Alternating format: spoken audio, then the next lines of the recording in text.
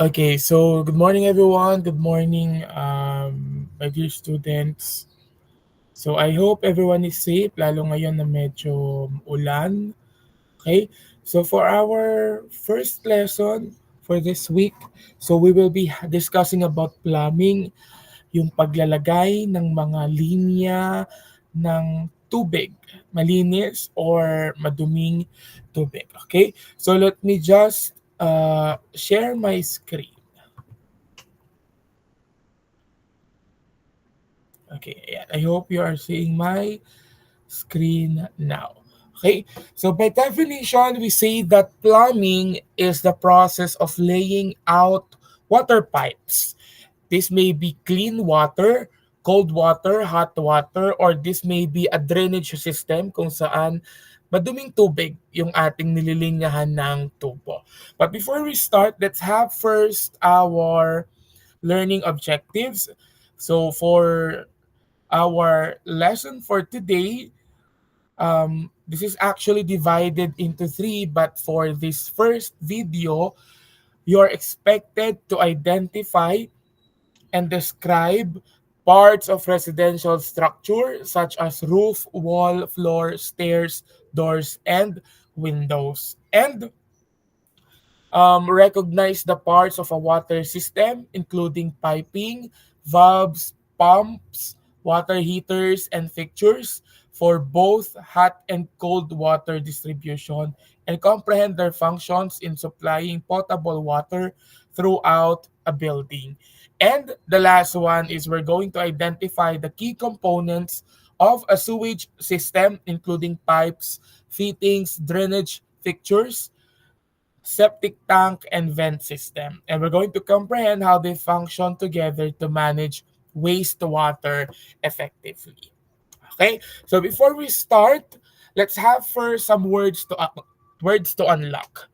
Okay, so the first one is residential. By definition, according to Cambridge Dictionary 2023, this is a residential area or building where people live. So sabi dito sa madaling salita, ito daw yung mga lugar sa ating mga community or sa ating bayan kung saan may nakatirang tao. Okay? In other words or sa madaling salita, bahay. Ito ay lugar kung saan may bahay, may taong nakatira. Pwede rin itong maging building. Basta may taong nakatira. Katulad na lamang ng mga condominium, yung mga matataas na building na ginagawang tirahan ng mga tao. The second one is drainage waste vent system. This system is responsible for removing wastewater, removing or exhausting sewer gases, and allowing air to enter the system so the wastewater flows smoothly. So this is the third type of water line or plumbing line that we will be discussed, but not in this video. This is a type of water system. Yung may mga linya ng tubig or may mga tubo ng tubig kung saan maruming tubig ang ating um, pinapadaloy. Katulad na lamang ng tubo na nagmumula sa ating mga lababo kung saan maruming tubig ang dumadaloy. The third word or the third phrase that we need to unlock is the vent system. By definition, it is a pipe or pipes installed to provide airflow to or from a drainage system, or air circulation within the system to protect trap seals from siphonage, and back pressure. Kung yung drainage water system or drainage waste system ay maruming tubig, ang vent system naman, ang pinapadaloy natin dito ay hangin. Kaya nga lang siya tinawag na vent, diyan nagmula yung ventilation. Okay? So may hangin, kailangan sa mga drainage system ay may hangin. Kasi nga, nagre-release yun ng gas, ng mga methane. Pag hindi nag-release or pag hindi dumadaloy ang hangin, may tendency na yung methane or yung mga gases na yon at pag nag-ignite na apoy ay pwede siyang sumabog. May mga nangyayaring gano'n, mga sumasabog na septic tank. And the last phrase is the potable water. When you say potable water, this is defined as water suitable for human consumption. The term implies that the water is drinkable as well as safe. Pag sinabing potable, ang tubig ay malinis at pwede itong inumin. Okay? So katulad na lang pag nasa school tayo, we have different water refilling, water, what do you call this? Yung naglilinis ng tubig, yung malapit sa guardhouse, yung medyo yung nakakapag-release ng malamig na potable water. So that is a water that can be drink. Okay? That can be drank. Now, let's go with the different parts of residential house. Sabi natin kanina, when you say residential, this is a type of building na may nakatirang tao. So, kung siya ay mapakondo, condominium na matataas na building, pwede rin naman siyang bungalow na one floor lang. Or meron din tayong mga bahay na may second floor or may third floor. Pero regardless kung ano mang type ng building ito or anumang type ng residential house, meron tayong basic na parts ng residential house. So, we have the main structure or the main structural parts of a house. So, the first one is foundation. Foundation, kaya siya tinawag na foundation, siya ay nakikita saan? Nakikita siya sa baba. Okay? So, ito yung pundasyon na unang tinatayo kapag tayo ay gumagawa ng isang bahay. Okay? So, bakit natin nilalagyan ng pundasyon? Kasi ang pundasyon ay gawa sa semento. Okay? Pag ang bahay walang pundasyon, madali siyang maghiba. Lalo ngayon na maraming lindol na nangyayari sa ating bansa. I hope that everyone is safe na hindi ito mangyari sa ating mga lugar. Kaya dito natin malalaman bakit kailangan natin ng magandang pundasyon. Okay? Kung wala tayong pundasyon na sementadong pundasyon, nakatayo sa lupa yung ating bahay, which is hindi siya safe. Okay? That's number 1. The second is the frame. Ito yung nakikita natin sa mga gilid, sa mga gitna. Ito yung structure, parang buto ng ating bahay. Ito yung skeleton ng ating bahay. Okay? So yung mga kanto ng ating bahay, kung saan makakita tayo ng poste, can be categorized as the frame. Number 3 is the wall. Wall is literal na pader. Okay? Pader in English. When we say wall, pwede siyang exterior wall or nasa labas ng bahay, or pwede rin siyang maging interior wall or nasa loob ng bahay na nagdi-divide sa iba't ibang parte ng bahay. Katulad na lamang kung meron tayong division, meron tayong pader na naghahati sa ating kusina at sa ating sala. Or sa madaling salita, basic example, yung ating banyo. Meron tayong pader na nakaharang sa ating banyo. Okay? So, yun yung walls. The fourth one is floor. In Tagalog, we call it sahig. Okay? Pwede siyang nasa first floor, or pwede rin siya nasa second floor, or pwede rin siya nasa third floor. Okay? And the last one is the fifth. Is what we call the roof. When you say roof, ito yung bubong na nagtatakip sa ating mga bahay para hindi tayo maulanan at hindi tayo maarawan. Okay? To make us a little more defined, isa-isahin natin. The first one is the foundation. Okay? So as you can see here in the first picture, ayan ang foundation.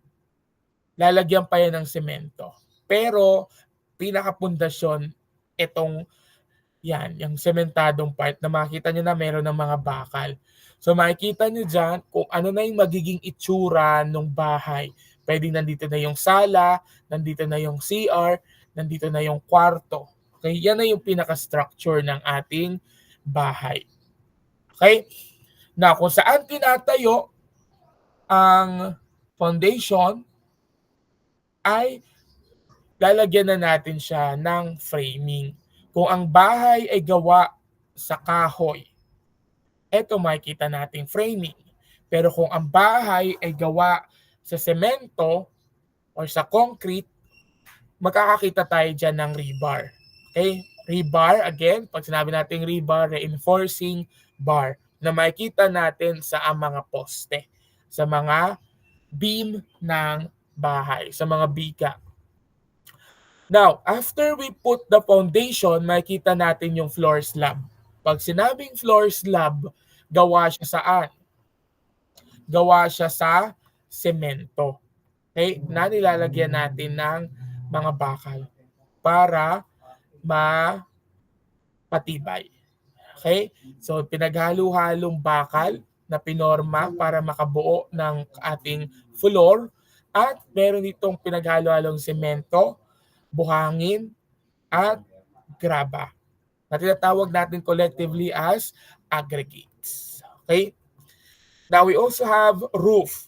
This is a part of the house wherein ito yung nagko-cover sa atin sa itaas para hindi tayo maarawan at hindi tayo maulanan.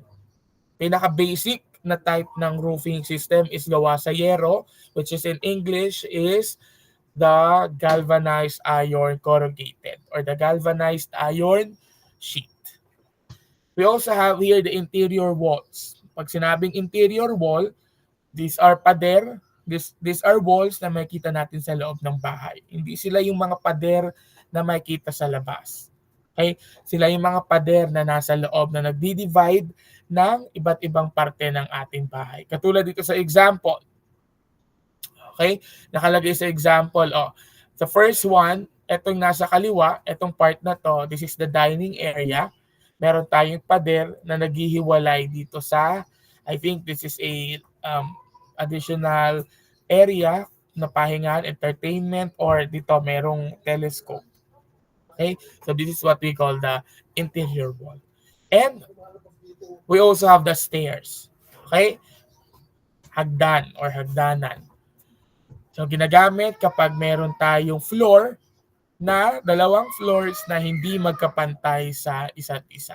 Kung meron kayong second floor, so gumagamit tayo ng hagdan para makaakyat tayo sa second floor. Or kung meron kayong half floor or meron kayong basement, gumagamit din tayo ng stairs para makarating tayo dun sa kabilang floor. Okay? So more into the types of parts of structural house or residential house. So, another type of wall is what we call the exterior wall. Ito naman yung mga pader na nasa labas ng bahay. Ito yung mga pader na nagko-cover sa ating bahay. Kaya nga siya tinawag ng exterior. Kaya sila yung mga pader na nasa outer part. Okay? Now, we also have doors and windows. So, doors, syempre, daanan, papasok at palabas ng bahay. At windows, ito naman ang mga bintana in Tagalog kung saan nakikita natin yung labas from the inside. So, meron tayong iba't ibang types ng windows. Meron tayong yung jalousie na makikita sa mga rooms, sa school. Meron din tayong gawa sa glass. Pwede rin naman yung basic na gawa sa kahoy. We also have the floor. Okay? Yung floor slab is a type of floor na gawa sa semento, na gawa sa concrete. Pwede rin may mga floor na gawa sa kahoy pag ang bahay ay gawa sa kahoy. So, kung gawa sa semento, ang tawag natin doon ay slab. So, floor, kung saan tayo tumatapak, pwede rin tayo magkaroon ng iba't ibang types ng or iba't ibang size ng floor. Kasi pwedeng yung first floor ay mas malaki, tapos yung second floor mas maliit. Okay? Or pwede mong baliktad, mas maliit yung floor sa first floor, mas malaki yung sa second floor. Kasi nakainan yung first floor ng garahe, parang ganon. We also have the beams or biga. At kung meron tayong poste na patayo, yung beams ang pahiga, pahalang.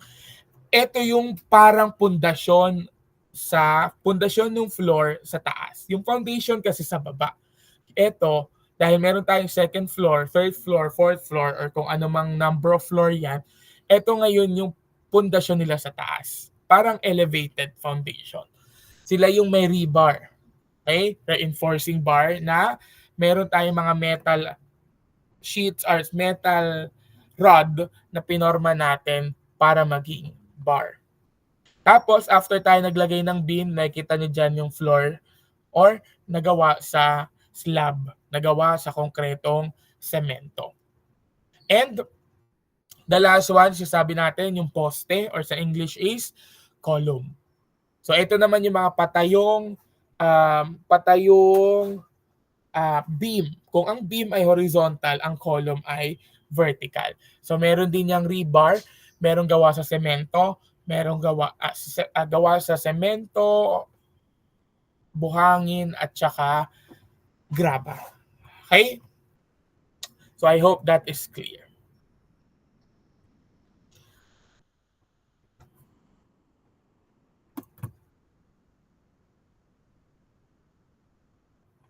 Okay, so for our first activity, so this will be our question. So the first question is, actually it's the only question. Let's see kung talagang naintindihan nyo or pinanood nyo ang video lesson na ito. So the question is, what would happen to a house if even one part of it was missing? Okay? So ano daw mangyayari sa isang residential house kapag may kulang na poste, kapag may kulang na floor, kapag may kulang na exterior wall, kapag walang bintana or walang pinto or walang bubong? So explain briefly in 2 to 3 sentences para madaling basahin at madaling i-explain. So what would happen to a house if even one part is missing? So if your notebook is with you, so kindly please write it in your notebook, or kung wala, kung nasa sa akin, kindly please write it in a one whole sheet of paper. Okay? So again, sa notebook sasagutan kung nasa inyo ang notebook. Kung wala sa inyo ang notebook, sa one whole sheet of paper.